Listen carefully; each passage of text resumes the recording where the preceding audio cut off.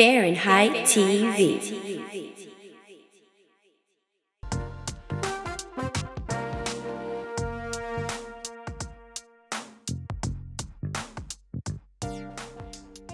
Thank you so much again for still sticking with us for another fabulous show of Fahrenheit TV. I'm so excited and honored because we have legendary artists in the house, legendary. This father-daughter duo, I mean, they're extraordinary producers, musicians. One of them's an actress. I mean, there's so much talent in this room, I don't even know if I belong here. But I'm so excited to be here because we're gonna be talking a little bit more about their journey and about their artistic expressions and all that. And further or not, I just want to introduce to the stage Jorge and Charmaine. Thank you so much for coming. Thank you for having us. Of course. I love the energy. I love the outfits. Like, you know, talk about Latin Heritage Month. Like, I see it. I see the greatness and the things that you guys are doing in the community, and I'm really inspired by it. So thank you guys for coming again on the show.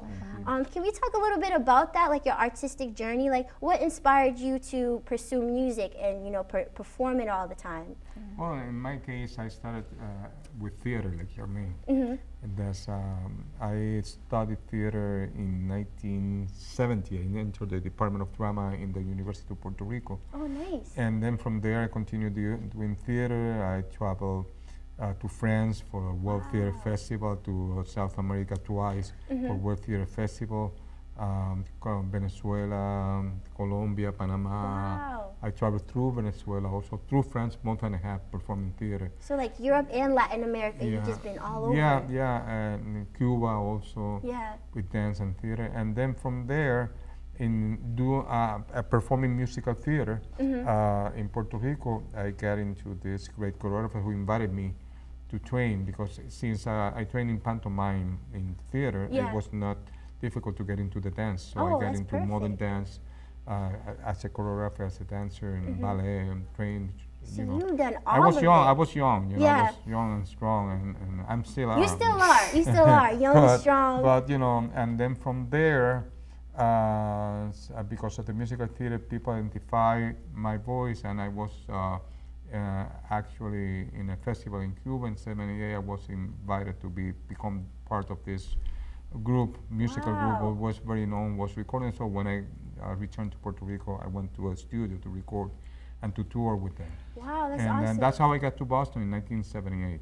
In a tour, I performed in John Hancock Hall. We packed the theater. Yeah, twice, I can imagine that experience. I wish I could time travel just to see and it. Berkeley Performance Center, we also packed the theater in 1980. So and then from there, I came here to study musical theater, and then I finished a master's in Harvard in education. Wow, so that's awesome. Been shortly part of my journey. Your legacy is epic. I mean, like, were you ever nervous when you were traveling to all these different cities and meeting all these different people? No, I keep traveling still, you know, with a solo show, sometimes locally with a band. I don't, you know, well, you feel nervous. Always before. You know that. So I have some exercises that I learned just to calm down before I enter stage. I always do those because so you have like people a might ritual think before that we are not nervous. No, we get nervous before entering stage in anything, theater or music. So what inspired, like, what made you want to pursue musical theater? Like, take me back to 1970. Like, why did you want to, you know, go into that profession? Like, musical theater, because it's something that it's normally something that we do in every theater piece, even classical pieces. There was always something related to music, or to dance, or movement, or pantomime, or something. Always, it's very natural in Puerto Rico that we combine, because it's part of the culture. We are I can very see musical. We're dance. You know, we sing, we grow up like that in the Caribbean. It's beautiful. And that's why when I came to Boston Conservatory, originally I came to study choreography, because at that point I was concentrating on that. But I had an injury, and they look at my resume, they look at everything, my records, and no, musical theater is the perfect program. And it was it made sense, because I had to study, even though I studied before, but voice, seriously, train and like singing and stuff, or like speaking. And actually my teacher, Robert Honeysucker, rest in peace, he died recently. He was my teacher for 30 years, my private teacher. Wow. Even when I moved to Puerto Rico, every time I came here to perform or to visit, I would take classes with him until the other day. Yeah. So I had to train in dance, seriously. I was in a special dance program. And all the So different theater, type of which was dances. always my foundation, Yeah. and everything, music, dance, and theater, everything. Yeah. So Yeah. Charmaine, when you're your dad is like legendary. So Yeah. how was that for you growing up? Is that where you got your inspiration to also do musical theater in some way? Basically, Yeah. on the weekends when I would come to visit, to stay with him. Yeah. My normalcy until my weekend was just kind of like always arts. Yeah, yeah. All the time. He always had a gig. He would take me with him. I wouldn't even use to watch TV at all. That's good. That's yeah, a good thing. so yeah. because like he would like take me to his office and then Yeah. he would have me like play music, play how to play the drums. He always had me doing something artistically. Yeah. And there's so many skills it gives you other than Yeah. knowing how to play the instrument. I Yeah. mean, like your level of thinking of things is like on a whole music, level. drawing was one of my first like artistic talent was drawing. Really young. At the Yeah. age of like I was in 3rd grade, drawing like I was copying an image and it looked Yeah. exactly like how it was. Yeah. So I could see that. Yeah. And I'm a graphic artist, and So when I art was is young, like I was within your 6 years old. DNA, basically. Yeah. Yeah. It is. It came from the family. I've been discovering in my family those talents. Yeah. I thought it was just me. No, No, it's like I have an uncle. everybody. My mother used to sing beautifully. Wow. Whenever she was working at home, I was helping her. Yeah. And I have an uncle that I went with him with my guitar to do serenade other Wow. people. Beautiful voice, and then I've been discovering the family all those talents, the graphic arts, everything. Yeah. And That's just awesome. you know something about Charmaine? Charmaine was my when I was teaching in UMass, a special project for young Yeah. people. I became in charge of the theater program. Yeah. Charmaine was really young, very young. She Aw. was made basically yeah, junior I was 14 high. years Started old. junior high, or no? She was still in elementary school. Oh, okay. Because every time I have to practice a script, she was the one who helped me to practice. Oh, the script. so see? But she Wow. was the one who I used as a role model for those students. Oh, And yeah. She was so good in the theater. And she still is. She's an amazing actress. Thank you. Yeah. And not only that, when I left to Puerto Rico to work with the government, she took charge of the theater program. Yeah. She was only 14 years or 15 years Yeah, at the age old. So of very young, very young. And Wow. she took charge. She did a tremendous job. So when you because- guys are doing scripts, are you doing it in Spanish and English? in When you English, do- mostly in in English? English. in That's Because English. I went to a high school in Puerto Rico, and before I started to taking over like the whole theater department over there, I was transitioning to move to Puerto Rico, and I went to a theater high school there. Oh, okay. And so when, on my weekend, on my summer break, I wouldn't have a regular summer. I would work, and I was working teaching theater at the age of like 14. So I Yeah. followed by him, Yeah. and then by the time I was like 15, going to 16, I was already teaching a class, and they Yeah. thought I was an adult, Deal. Wow. but I was just really mature. Wow. So No, that's awesome. You had a great, Yeah. foundation for that Yeah. too. And basically, Yeah. there was a Latino program. Yeah, it was students Wow. who were bilingual, perfectly bilingual, Yeah. but there was a special program that was trying to get them to graduate to go to the exam schools. Yeah. No, there was a summer program, and we were doing the theater and That's the music. amazing. the And you dance. guys have brought this back to the community, and you still do performances Oh, yeah. here, not only in Boston but throughout the world, which is Yeah. awesome. Yeah. Oh, yeah. So talking about the music piece, do you have a recipe to writing a song or anything, or how do you come up with that? You know, it's very difficult. I'm thinking more as a poet. Charmaine actually is a poet also. You have to come from the poetry. It's a poetry movement that you learn in theater. Yeah. The theater is about poetry. It's just that whatever comes first. Sometimes comes the lyric 1st. Sometimes comes the melody with some rhythms that Yeah. you start filling up with words. So you just kind of then- hear it out yeah. and see what fits. And okay. most of the time, then you get an idea of the content because of the energy of the melody. Okay, this is directed to this type of content. Yeah. Which is very important because usually what I work with have to deal with content. I cannot compose anything that is not just for the sake of composing. Yeah, it has I have to to be say pure. something to the Yeah. to the people And to the actually- culture. yeah, Yeah. to the culture. Yeah. So speaking of cultures, you guys have an upcoming event next month Yes. called the Encounter of Cultures. Can you tell us a little bit about that? Because I really want our audience to be involved, to come. I'm going to be sure. there, so I'll be so excited to be Yeah. like Yeah. see more Yeah, sure. talent. Well, number one, it's free. Yes, Yeah. it's free. It's free, and Yay. it's in Roxbury. It's Yeah. going to be at Hibernian Hall. Okay. It's already been about a few years that we've done it already, and we basically invite different Afro-Latino artists, musicians, dancers, and singers as well. Yeah. And it's a whole production. And we also were having an amazing poet who's going to be with us. His name is Valerie Stevens. Yeah. Ooh, Yeah. And we did it last year. It just kind of brought the show into a whole different energy, different dimension, yeah, dimension. Wow. Just bringing that connection with it. She's a singer. She's An actress. and an actress An We as well. toured together actually in 1985 throughout the south of the United States with a play. Wow, We toured that's so together. awesome. That's how I met her in Yeah. this play. So it's beautiful almost play. like a reunion of all the Yeah. artists Oh, coming yeah. together. Basically is. I call Yeah. her my aunt. Yeah. Yeah, Colors. she's so charming, yeah. very, Very very, young. very young, Aw. very young. Yeah, she's like basically saw you grow up a little Yeah. bit. That's And now awesome. Charmaine is, she's been doing this beautiful project for the community, and now Charmaine is in charge of everything.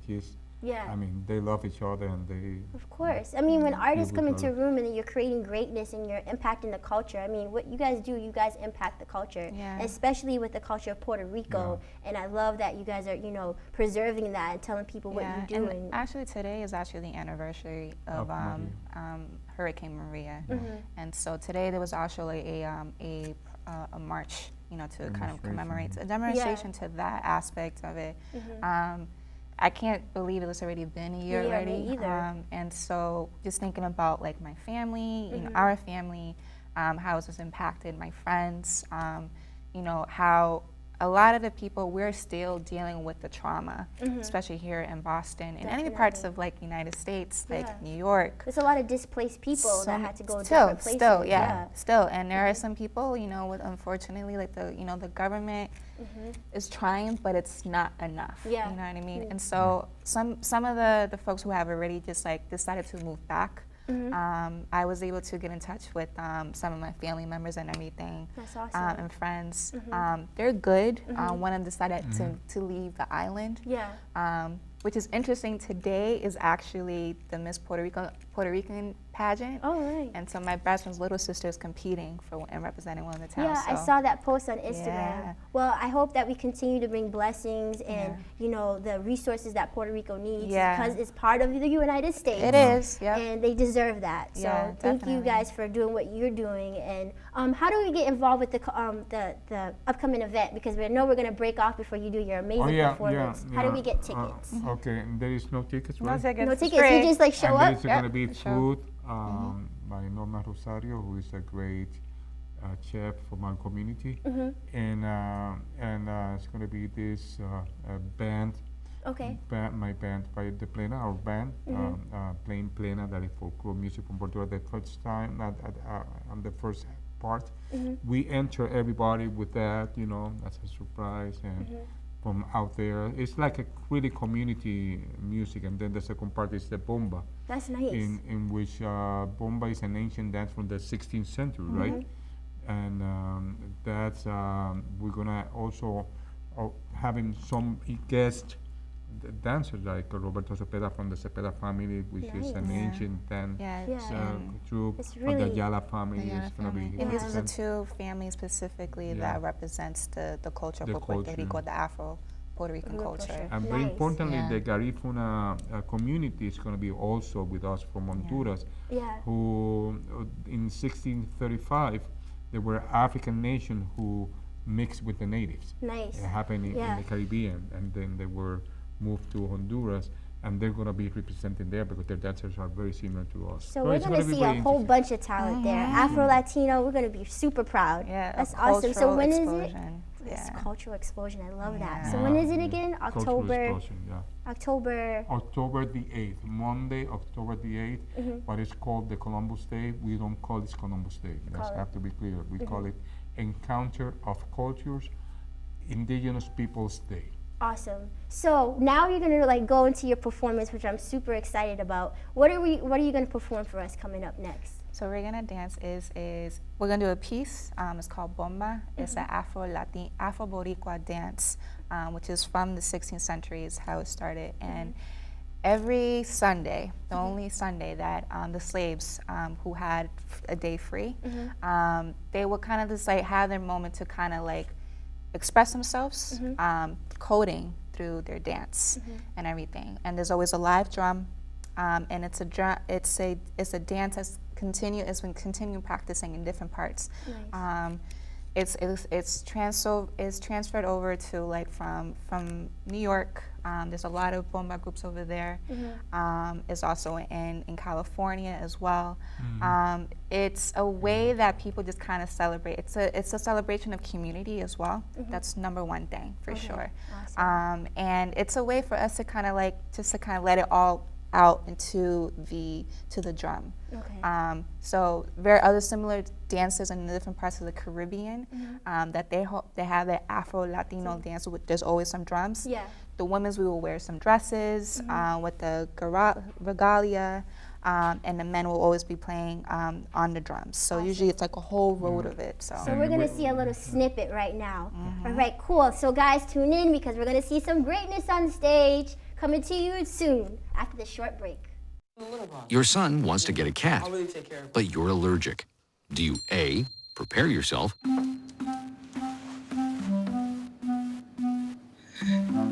B, make the best of it, C squared equals 25. Good job! or C, find a loophole? When it comes to parenting, there are no perfect answers, but that's okay, because you don't have to be perfect to be a perfect parent. Teens in foster care will love you just the same. Fahrenheit TV.